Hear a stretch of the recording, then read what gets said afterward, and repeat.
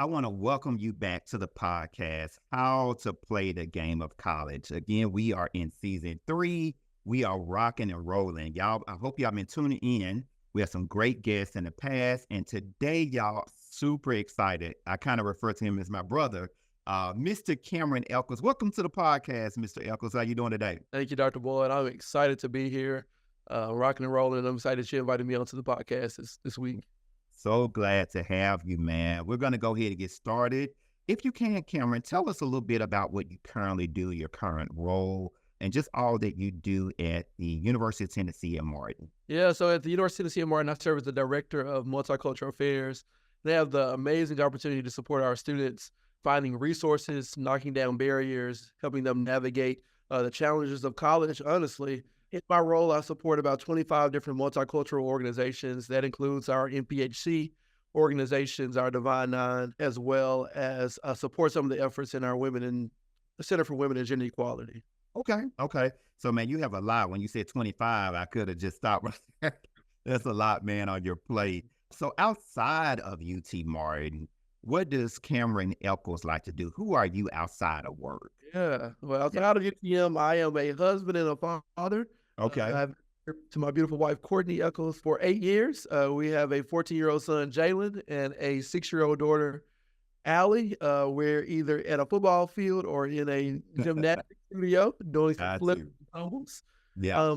Also serve on a couple of boards in our community. So we are a very community-oriented family, as well as our geographical location. I mean, we're just a big community here in Martin. So I serve on a few boards for our library as well as some other nonprofit kind of stuff and supporting children and youth and things like that. Yeah. Well, again, man, we're super glad to have you on the podcast.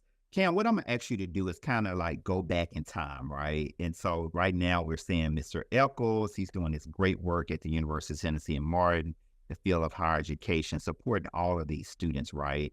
Can you go back and tell us like just your journey up to this point, like a high level? How did you get to where you are now? Yeah, so I came to school, got my undergraduate degree. I started in 2011 here at UT Martin. I came to UT Martin sight unseen. I never visited Martin to see what it was like. And you're from where? Okay. Oh, let me back up. I'm from Memphis. I graduated from high school, state or in the country, if you will, Central High School. So we got to give that plug there for our great boys there. Okay. I came to March 2011. Initially, I was a little like, I don't know if this is going to be for me. Rural West Tennessee. I'm a city boy. I come up and I kind of fall in love with it.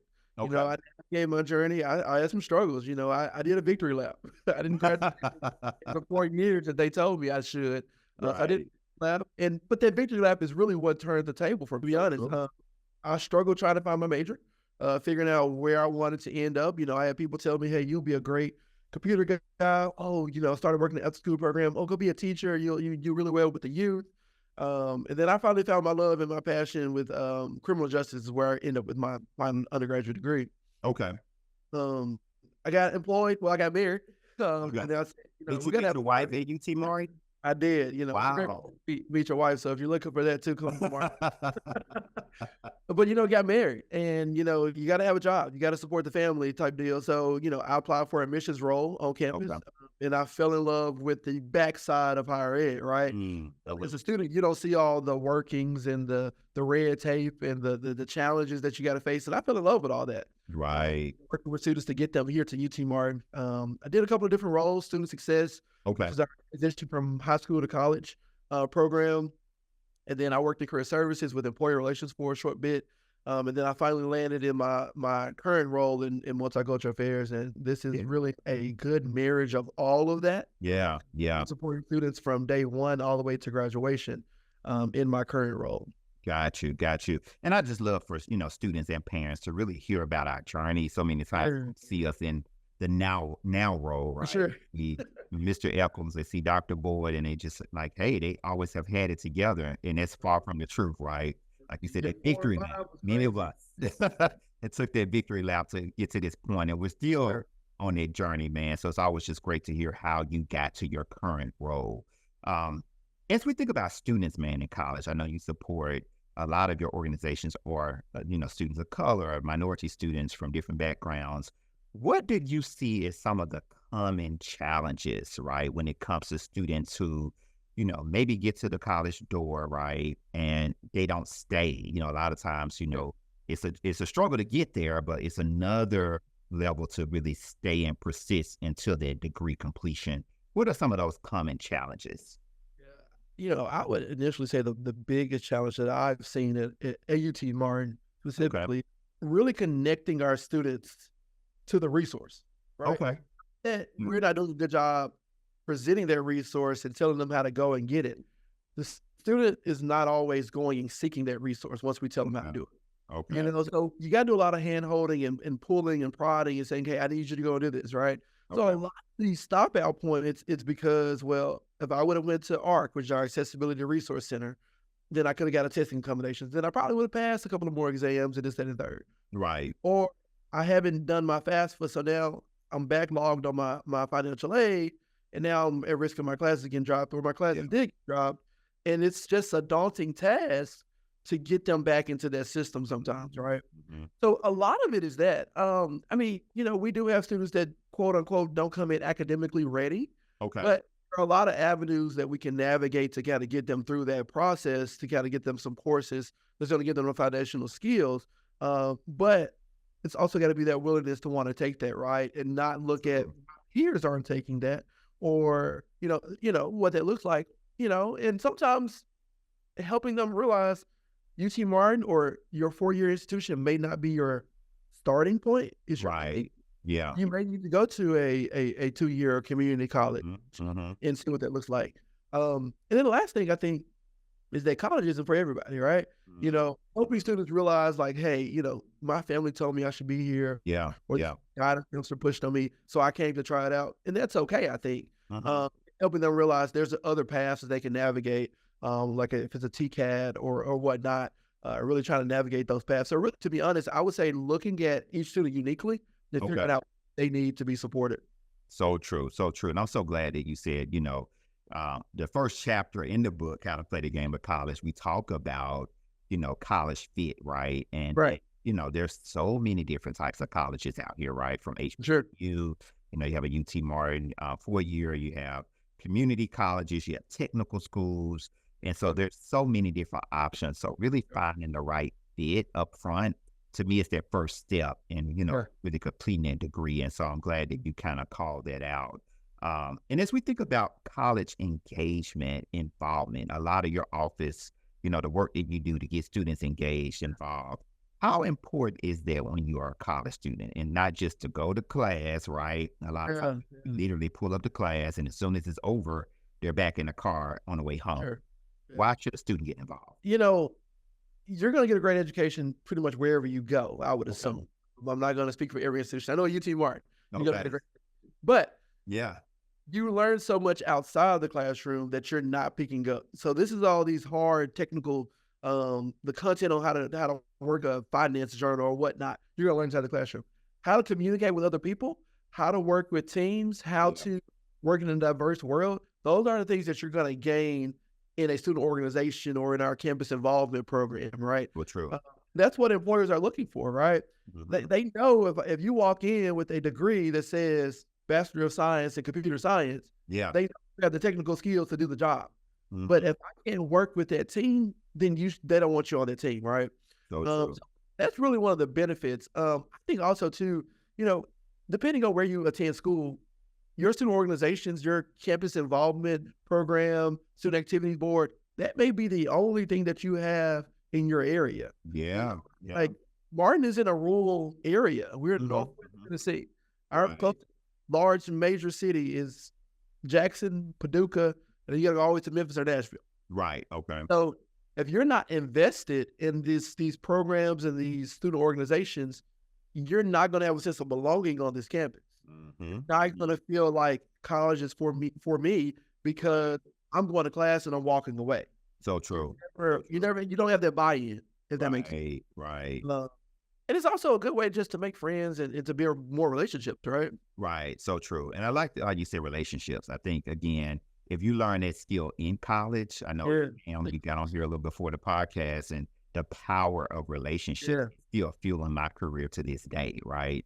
And so if you learn how to just talk to people, meet different folks, that's what college is about. And I guess Yeah. another tip, Cam, is we talk about relationships, right, and engagement. A lot of times I hear from students that say, I'm scared. I don't know what to say to a professor. I know they have office hours, but I'm gonna look weird actually Yeah. when they sit up in their office.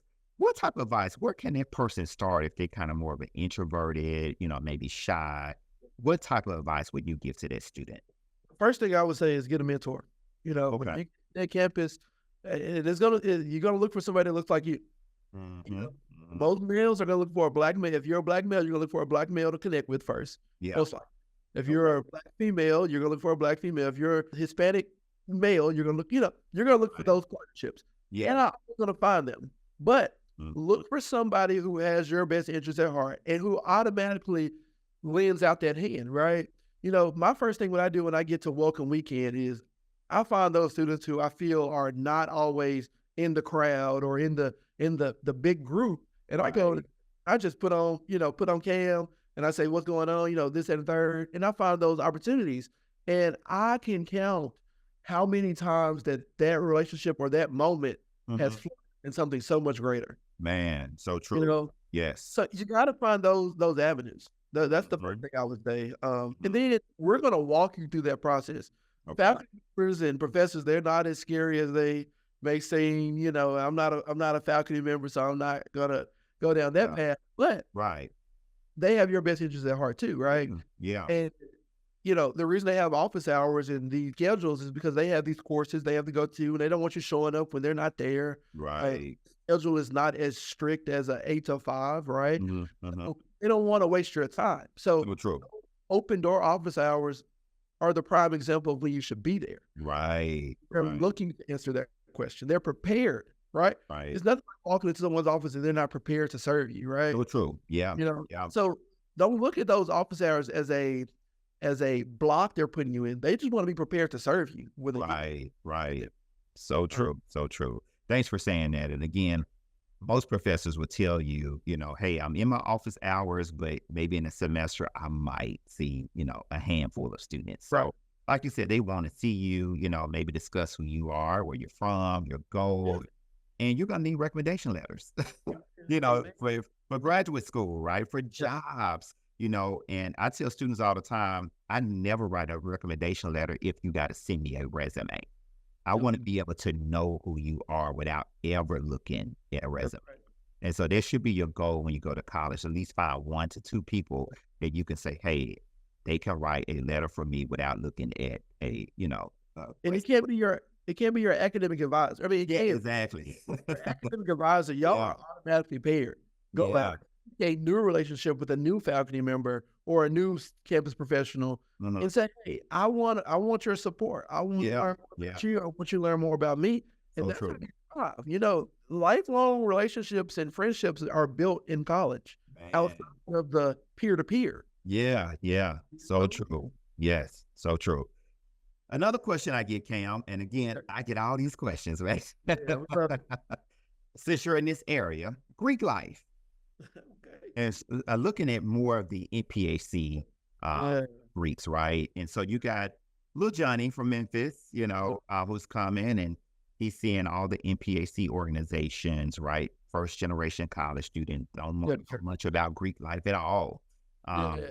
what benefits, number one, do you think Greek life provides to students? And how would a student who's super new to campus go about showing interest to those organizations? We love it, Dr. Boy. Look, With your this oh my season, God. Cam, is called Keeping It Real I About love it. College, man. So these are real questions that I've gotten, right? Yeah, for sure, for sure. You're the expert, man. You're over the organization. Something Yes. like that. So the first question is, what are the benefits of Greek life? Mhm, And I mhm. think that looks different for a lot of people. Yeah. What you're looking for. I would say the real benefits of Greek life is brotherhood, sisterhood. You're gonna get that. Okay. Genuine relationship with people, right? Second, I think the networking capabilities within Yeah. the Greek life system is crazy. Right. Right. It's amazing how far and wide the network stretch, even outside of your organization, right? Yeah. You were talking before, of the relationships in the connection that you've received. Yeah. Yeah. It's again, we're looking after each other to make sure that everyone succeeds, right? And that's that's the whole principle of this whole Greek life system is to support each other so that we can be beneficial to the community and to the wider world. Right. Two of the major benefits. Thirdly, I think, especially at a university, it elevates your status on campus in a way. Not that it makes you better than the next person. In a lot of institutions, administration, faculty, staff, they seek advice from our NPHC councils, right? Okay. They say, hey, how do I navigate this issue? Or I want you to be a face or a voice for this issue. How do we work together to do that? I can count several times when, we've had issues on campus or we wanted to improve a program or we want to improve services, that they're coming to NPHC and they're saying, hey, what do you want to do? Right. Or, our NPHC president, hey, we want you to be on this board. We want you to be on this committee. We want you to meet our system president, network, right? Those kind of things. So I really think that's some of the major benefits when it comes to NPHC. Okay. Interest wise, I would, show up to events. Okay. That's not, but I also think it's being personable. Yeah. Yeah. Go make a friend before they become, not necessarily before they become Greek, but you're not making a friend because they are Greek. Right. Right? Because they are part of NPHC. Yeah. Yeah. And genuine relationship, if you are interested in Alpha Phi Alpha, the greatest fraternity there is. I'm going to strike that on this interview, man. But go ahead, continue. if you're interested in that, not necessarily that you're making friends to join that, but make friends with those people because they have the same interests as you, right? Exactly. Yes. And then have that conversation, right? I wouldn't be around flaunting, I'm going to be a member of a Kappa Alpha Psi fraternity incorporated. You don't do that. Yeah. It's important to show your support, to show your interest, and just to have real conversations. It's not a scary thing. It's not this whole TikTok mantra of what Greek life is. It's a real thing, and these are real people who like to have real conversations about why they join and what's interesting about organizations and whatnot.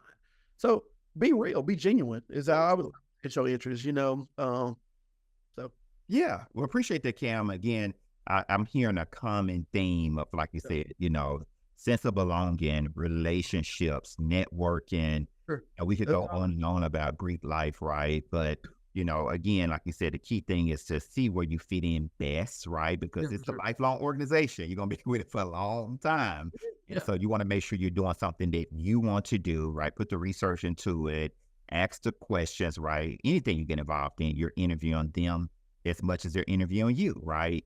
So again, really get yourself out there and make sure that you are getting engaged. In the big picture, you have more accountability. So if you're in an NPHC Greek, you're an SGA, you're on the board with the president, more people gonna call and be like, "What Cameron did today?" if you're not in class, right? Exactly. And so it kind of keeps you and holds you accountable in order to finish a degree, man. So again, some great advice that you're giving.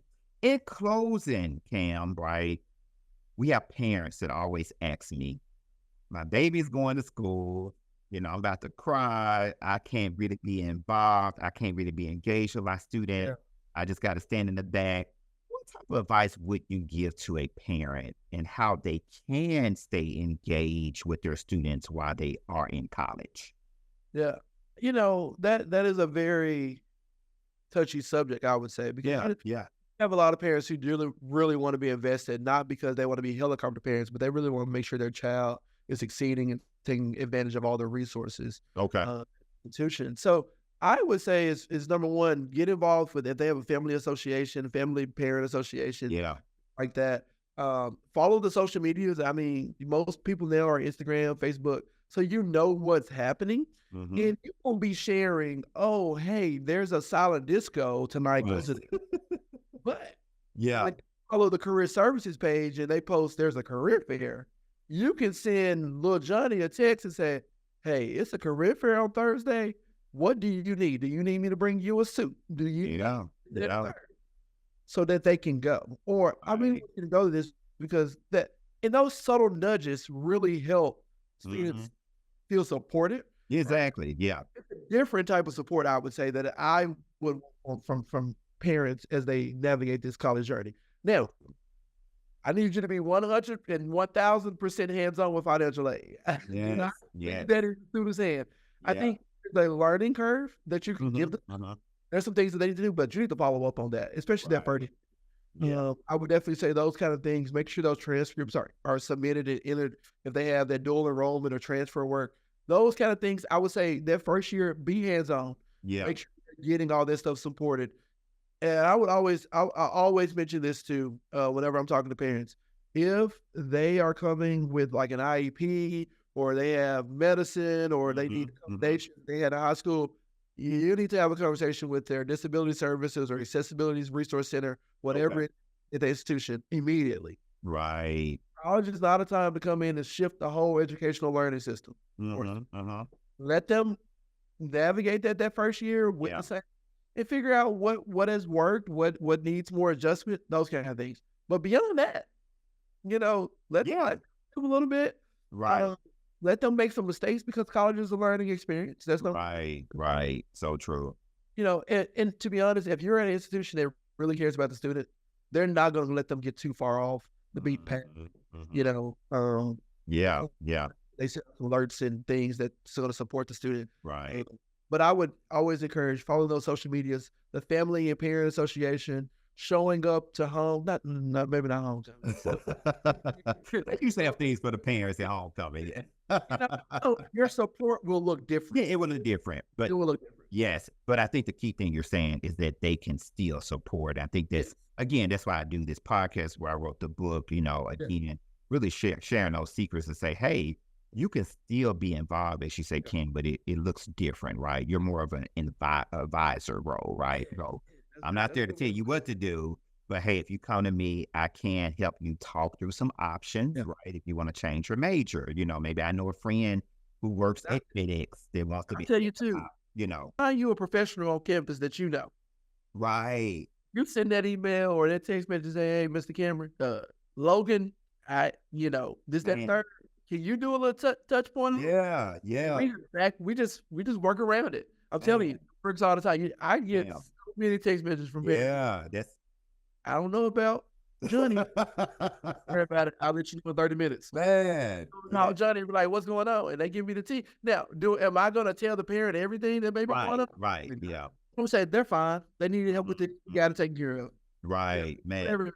That's the biggest tip. I always say, meet a Cam if they're going to UTM, that you can say, hey, little Johnny had me going to class. I need you to support me and help him in class.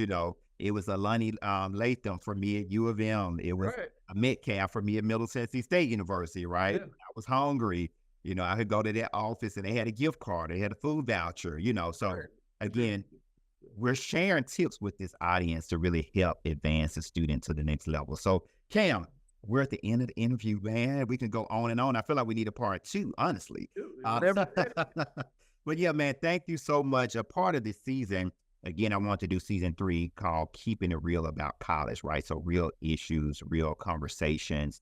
And I was super intentional about the folks that I had on here. I really wanted people I knew on here this semester. So this season, I should say. And so again, man, you're younger than me, but when I say I'm always inspired by the work that you're doing, and I know the many students that you have touched on the campus of UTM and just through your career, man, and how are you it all together. So, man, definitely consider you a brother, man, and thank you for everything that you have done for me and just so many students on the campus of UTM, man. Thank you so much. Appreciate you, my guy.